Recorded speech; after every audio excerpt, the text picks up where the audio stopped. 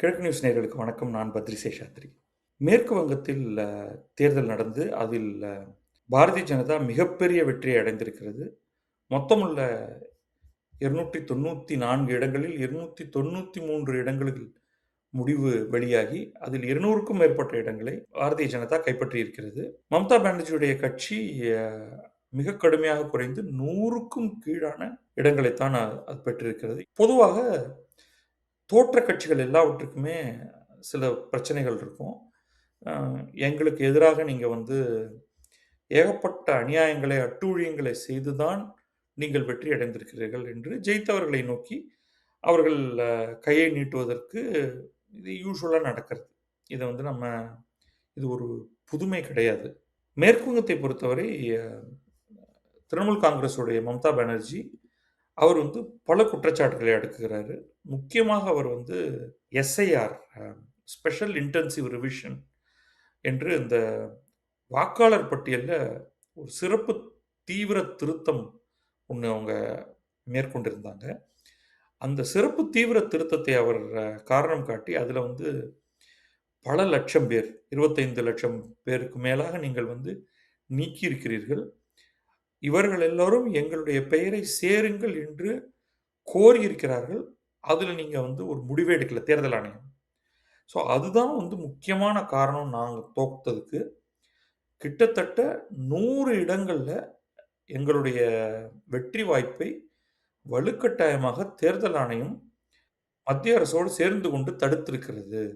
இப்ப மத்திய அரசை ஒரு கட்சி ஆட்சி செய்கிறது. ஆனால் தேர்தல் ஆணையம் என்பது ஒரு அ நியூட்ரலான, நடுநிலையான ஒரு அமைப்பு. ஆனால் அந்த அமைப்பு நடுநிலையாக செயல்படவில்லை அப்படின்னு சொல்லிட்டு, இந்த தோல்வியை நான் ஏற்றுக்கொள்ளவில்லை. நீங்க வந்து நான் தோற்றுட்டேன் அப்படின்னு சொல்றீங்க. ஆனால் அந்த தோல்வியை நான் ஏற்றுக்கொள்ளவில்லை. ஓகே. நான் எங்களுடைய கட்சி பாரதிய ஜனதாவுக்கு எதிராக தேர்தலில் போட்டியிடவில்லை. மாறாக தேர்தல் ஆணையத்துக்கு எதிராகத்தான் நாங்கள் போட்டியிட வேண்டியிருந்தது. தேர்தல் ஆணையம் என்பது பாரதிய ஜனதாவின் ஏவல் ஆட்களாக இருந்தனர். அப்படின்னு ஒரு கடுமையான குற்றச்சாட்டை சொல்லிட்டு, அவங்க என்ன சொல்றாங்கன்னா, நான் என்னுடைய பதவியிலிருந்து ராஜினாமா செய்யப் போவதில்லை. அப்படின்னு அவங்க வந்து சொல்லியிருக்காங்க. ஏன்னா வந்து ஒரு பெரிய சதித்திட்டம் தீட்டப்பட்டு, என்ன வந்து நீங்க இந்த இந்த தேர்தல்ல ஒரு ஒரு பெரிய சம்பவமா செஞ்சிருக்கீங்க. அதனால நான் இந்த தோல்வியை ஏற்றுக்கொள்ளப் போவதில்லை. நான் அ கவர்னர் மாளிகைக்கு செல்ல மாட்டேன். பொதுவாக என்ன நடக்கும்னா, நீங்க வந்து தேர்தல் ஆரம்பித்து விட்டதென்றால், நீங்கள் முதல்வராக இருக்கிறீர்கள் என்றால், மாடல் கோட் ஆஃப் கான்டக்ட் அப்படின்னு சொல்லுவோம். அந்த மாடல் கோட் ஆஃப் கான்டக்ட் அப்படிங்கிறது நடைமுறைக்கு வந்துவிடும். அந்த சமயத்தில தேர்தல் ஆணையம் மிக பெரும் அதிகாரங்களை தன்னிடம் எடுத்துக்கொள்ளும். அது வந்து அ அதிகாரிகளை இடம் மாற்றுதல். ஓகே. அ ஒரு ஒரு இடத்துல தேர்தல வந்து கவுண்டர் மேன் பண்றது. பண்ணியிருக்காங்க.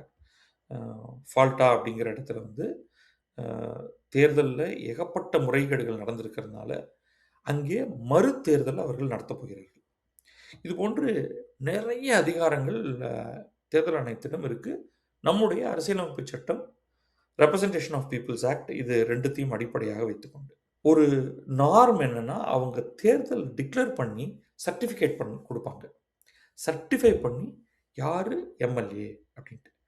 அதுக்கு பிறகும் கூட தோற்றவர் நீதிமன்றத்தை நாடி, அத declare it as null and void. என்ன வந்து நான் தான் ஜெயித்தேன்னு தோற்று போனவர் ஒருவர் அ ஒரு கோர்ட்டுக்கு போலாம். அது மாதக்கணக்கில ஆகும், வருடக்கணக்கிலயும் ஆகும். இதெல்லாம் நடக்கிறத நம்ம பார்த்துருக்கோம்.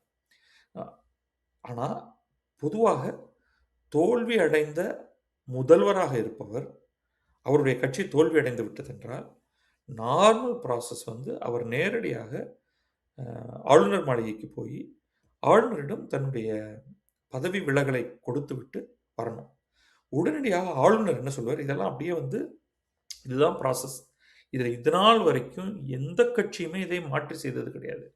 மத்தியில நீங்க குடியரசுத் தலைவரிடம் போய் இதே காரியத்த செய்யணும். மாநிலங்கள்ல ஆளுநர்ட்ட போய் இதே பண்ணணும். நீங்க உங்களுடைய பதவி விலகல் கடிதத்த குடுப்பீங்க. அதை பெற்றுக்கொள்ளும் மாநில ஆளுநர், நீங்கள் அடுத்த அரசு உருவாகும் வரை பொறுப்பு முதல்வராக தொடருங்கள் அப்படின்னு சொல்லுவார். யூசுவலி அதான் நடக்கும். அதுக்கு பிறகு வேறு யாராவது ஒருவர் முதல்வராக பதவி எடுத்துக்கொள்ள அழைப்பு விடுப்பார். அவர் வந்து சட்டமன்றத்திலோ அல்லது நாடாளுமன்றத்திலோ பிரதமர், முதல்வர் அப்படியே நடக்கும். தன்னுடைய ஃப்ளோர் டெஸ்ட் அப்படின்னு சொல்லுவோம். எனக்கு வேண்டிய ஆதரவு இருக்கிறது இன்றைக்கு அப்படின்னு அவர் ப்ரூவ் பண்ணிட்டா போதும். அவருக்கு ஒரு 6 மாதம் பிரச்சனை இல்லாமல் ஓடும். அவருக்கு எதிர்ப்பாக நம்பிக்கையில்லா தீர்மானம் அப்படின்னு சொல்லுவோம். ஓகே. அந்த நம்பிக்கையில்லா தீர்மானம் என்ற ஒன்றை கொண்டு வர வேண்டும் என்றால், ஒரு முறை வாக்கு பெற்றதற்கு பிறகு ஒரு 6 மாதத்துக்கு பிறகு தான் அதை கொண்டு வரலாம். ஸோ ஒரு 6 மாதம் ஓடிடும் கதை. அதுக்கு பிறகு நீங்கள் வந்து எதிர்ப்பு சஃபிஷியண்ட்டாக இருந்ததுன்னா எல்லாரும் ஒன்று சேர்ந்து அவரை பதவியிலிருந்து இறக்குவதற்கு ஒரு நம்பிக்கையில்லா தீர்மானத்தை கொண்டு வரலாம். அதை விட்டுருவாங்க. வேறு விதத்திலையும் நம்பிக்கையின்மையை காட்டலாம். இங்கே வந்து சபாநாயகர் தேர்ந்தெடுப்பு நடக்கும். அப்போ அரசுடைய கேண்டிடேட்டை ஜெயிக்க விடாமல் பண்ணலாம். அதுக்கப்புறமா பட்ஜெட் பாஸ் பண்ணுறாங்க அப்படின்னா அது பாஸ் ஆக விடாமல் பண்ணலாம்.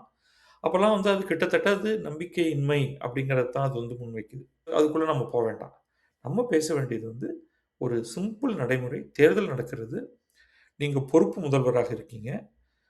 தேர்தல் முடிந்து ஒரு கட்சி உங்கள் கட்சி மெஜாரிட்டி பெறவில்லை என்றால் அல்லது நீங்கள் அதிகமான எண்ணிக்கை உள்ள முதன்மை கட்சி இல்லை என்றால் நேராக போய் ராஜினாமா கொடுத்துரும்.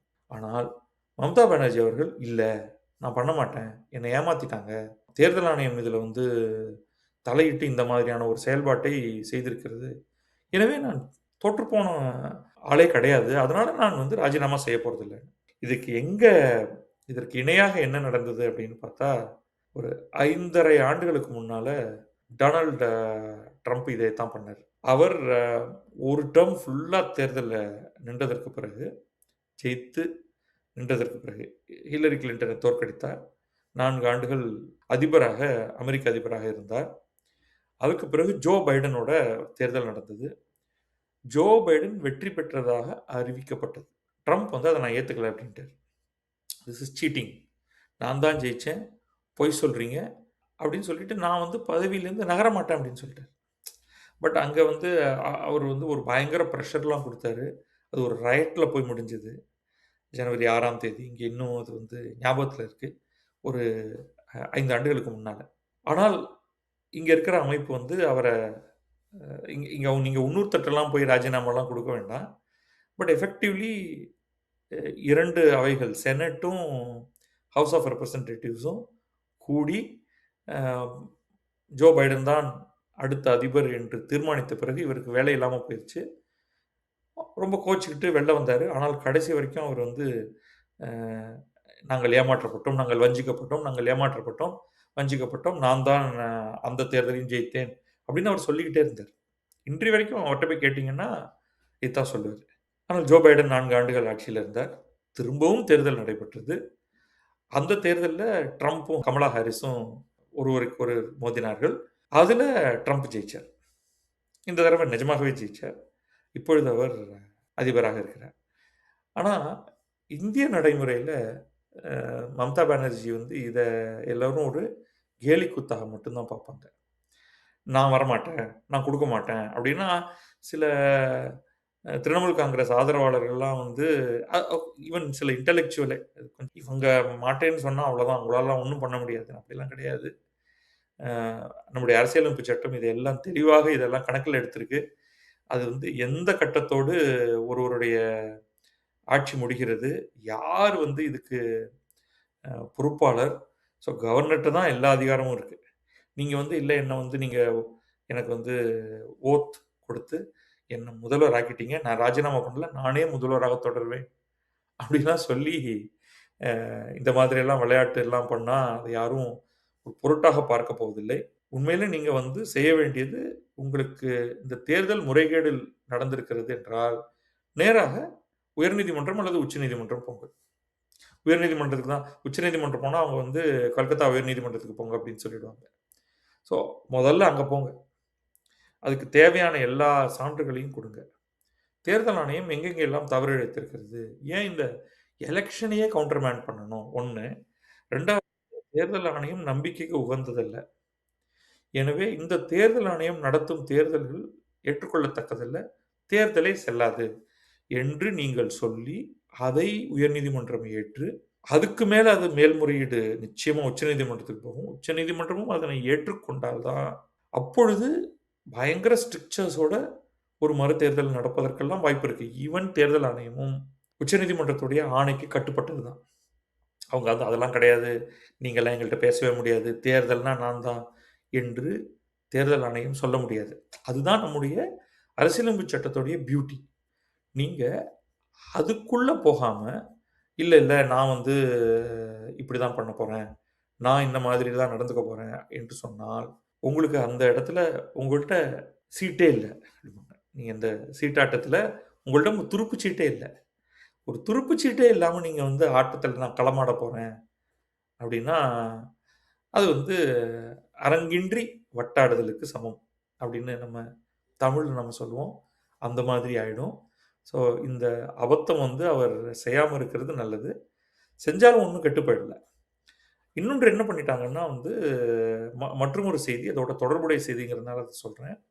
மேற்கு வங்கத்தில இப்ப இருக்கிறவர் வந்து தேர்தல் ஆணையம் நியமித்த தலைமைச் செயலர்.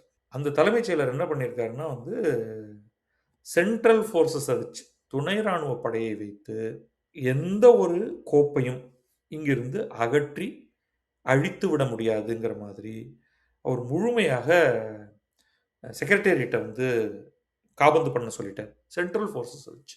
எந்த ஒரு முக்கியமான ஃபைலோ, பேப்பரோ அது அலுவலகத்தை விட்டு வெளிய போகக்கூடாது. ஏன்னா, ஆட்சி மாற்றம் அப்படின்னு தெரிஞ்சு போயிருச்சு. உடனடியாக பழைய விஷயங்கள் எல்லாம் ரிவைஸ் பண்ணுவாங்க. ஏதேனும் முறைகேடுகள் இருந்தா, அது நிச்சயமா அது மேல ஆக்ஷன் எடுக்க வேண்டியிருக்கும். அதனால எதையும் அ கிழித்தோ, எரித்தோ, அப்புறப்படுத்தவோ அனுமதி கிடையாது. அலுவலகத்தை விட்டே எடுத்துக்கொண்டு போகக்கூடாது 1. 2வது no unauthorised copying and scanning அப்படின்னு. இத செயல்படுத்துறது கஷ்டம். இன்றைய மொபைல் ஃபோன் யுகத்தில நீங்க வந்து எந்த டாக்குமெண்ட்ட வேணாலும் காப்பி பண்ணலாம். அது ஆனா ஒரு கம்யூனிகேஷன் போயிருக்கு. நீங்க எந்த கோப்பையும் பிரதி எடுக்கக்கூடாது அப்படின்ட்டு. அப்புறம் வந்து எல்லாத்துக்கும் அக்கவுண்டிங் இருக்கணும். நீங்க ஃபைல் நோட்டு போடுறீங்கன்னா, அதுக்கு ஒரு ரெஃபரன்ஸ் ஒண்ணு சொல்லியிருக்கீங்கன்னா, அந்த ரெஃபரன்ஸ் டாக்குமெண்ட் இருக்கணும். அது காணாமல் போயிருந்தால் அதுக்கு நீங்க தான் பொறுப்பு. அப்படிங்கிற மாதிரி ஒரு ஆர்டர் சொல்லிட்டாங்க. ரொம்ப ஸ்ட்ரிக்ட்டா சொல்லி, ஒவ்வொரு துறை செயலரும் இதை தன்னுடைய தனிப்பட்ட வேலையாக எடுத்துக்கொள்ள வேண்டும். Followed in letter and spirit. இதில எந்த டீவியேஷன் இருந்தாலும், எந்த மாற்றம் இருந்தாலும், இதற்கு முழுமையான பொறுப்பு அந்த துறை செயலருக்கு தான். அப்படின்னு அவங்க வந்து சொல்லிட்டு, உடனடியாக சென்ட்ரல் ஃபோர்ஸஸ அழைத்து சூழ்ந்துட்டாங்க. பல்வேறு அலுவலகங்கள், அவங்களுடைய வெவ்வேறு அலுவலகங்கள், பழைய அலுவலகம், புது அலுவலகம், சில டிபார்ட்மெண்ட்லாம் வேற இடத்துல இருந்து நடக்கும் இல்லையா? அது. இதுக்கு என்ன பின்னணின்னா, இந்த ஆர்டர வந்து கவர்னர் கொடுத்து நம்ம கவர்னர் வந்து நம்ம ஆளு தான். தமிழகத்தில கவர்னராக சற்று முன்பு வரை இருந்த ஆர்.என். ரவி அவர்கள் தான் அ இப்பொழுது வந்து மேற்கு வங்கத்துடைய கவர்னராக இருக்காரு. அவரு தான் வந்து இத சொல்லியிருக்காரு அப்படின்னு சொல்லப்படுகிறது. ஒரு சீனியர் போலீஸ் ஆஃபிசர் இப்படி சொன்னதாக தி இந்தியன் எக்ஸ்பிரஸ் பத்திரிகை செய்தி சொல்கிறது. கவர்னர் தலைமைச் செயலரை அழைத்து, நீங்க வந்து ஒரு ஃபைல், ஒரு டாக்குமெண்ட் விடாம செக்யூர் பண்ணிடுங்க அப்படின்னு. அதற்கு பிறகு தான் தலைமைச் செயலர் வந்து இந்த ஆர்டர் அனுப்பிச்சிருக்காரு அப்படின்னு தகவல் வந்திருக்கு. ஏன்னா நிச்சயமாக வெளியே போகக்கூடிய அந்த அட்மினிஸ்ட்ரேஷனுக்கு நெருங்கியவர்கள்லாம் பல்வேறு ஊழல்களை மறைப்பதற்காக சில ஆவணங்களை அழித்து விடுவார்கள். கோப்புகளை தொலைந்து போகச் செய்து விடுவார்கள். அப்படிங்கிறதுனால இது நடந்திருக்கு அப்படின்ட்டு. இதுதான் வந்து அங்கிருந்து கிடைக்கக்கூடிய தகவல். எகைன் என்னுடைய இறுதி கருத்து இதுல, மம்தா பானர்ஜி வந்து அ அவருக்கு நிச்சயமாக மன வருத்தங்கள் இருக்கலாம். அதுக்கான ப்ராசஸ் இருக்கே தவிர, நான் ரிசைன் பண்ண மாட்டேன் அப்படின்னு சொல்றது வொர்த்லெஸ். அவர் ரிசைன் பண்ணா என்ன? பண்ணாட்டி என்ன? அடுத்தடுத்த கட்டங்கள் தானாகவே நடக்கும். அது கிளாக் ஒர்க் மாதிரி நடக்கும். அது முடிந்தால் தான் தேர்தல் ப்ராசஸ் முடிந்த மாதிரி ஆகும். அதுவரைக்கும் தேர்தல் ஆணையம் தான் அந்த இடத்துல கட்டுப்பாட்டில் வைத்திருக்கிறது. இதில வந்து ஒரு கிரைசிஸ் எதுவும் இல்ல. சும்மா இவர் வந்து ஒரு ஸ்டார்ம் இன் அ டீ கப் அப்படின்னு சொல்லுவாங்க. இவர் ஏதோ விதத்தில தன்னுடைய கோபத்தை காண்பிக்க விரும்புகிறார். அவ்வளவுதானே தவிர, அது வந்து ஒரு சிறு குழந்தை வந்து தெரியும். அம்மா, அப்பா சொல்றது தான் நடக்கப் போகிறது. ஆனா, அந்த குழந்தை வந்து, "போ! நான் சாப்பிட மாட்டேன் போ!" அப்படின்னு உட்காந்து முகத்த திருப்பிக்கிட்டு, "எனக்கு அந்த நான் சொன்ன அந்த சாக்லேட்ட எனக்கு குடுத்தா தான் நான் மம்மு சாப்பிடுவேன்." அப்படின்னு சொல்லக்கூடிய ஒரு அடம் பிடிக்கும் சிறு குழந்தையைப் போல நடந்து கொள்கிறார். இது 15 ஆண்டுகள் ஆட்சி நடத்தி இருக்கக்கூடிய ஒரு முதல்வருக்கு அழகல்ல. அதுக்கு மேல நம்ம சொல்றதுக்கு இங்க ஒன்றும் இல்லை. நன்றி, வணக்கம். நான் பத்ரி சேஷாத்ரி. இது கிழக்கு நியூஸ்.